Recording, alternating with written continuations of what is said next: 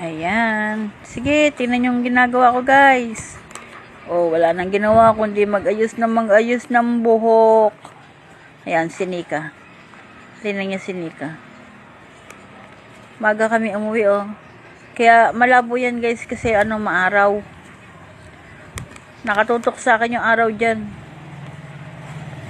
Naiinip ako dyan, eh. Naiinip ako, kaya yan, ayos na lang ako na ayos ng buhok ko, oh.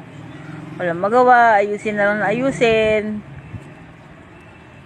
Sige, ayos lang ng ayos ng buhok, walang magawa. Parang exercise na rin. Para umaano yung aking mga, gumagalaw-galaw yung aking mga kamay. Sinakyan namin, bus. Hindi pa kasi umaandar dyan, eh, kaya kaya, ayan. Waiting kami ng ibang pasahero pa dyan. Diba, guys? Ayan, nakita nyo. Taba-taba ko, guys, no? Ang sinika. Taba-taba ko. Ganyan talaga pagka, walang asawa. Mataba. Hehehe.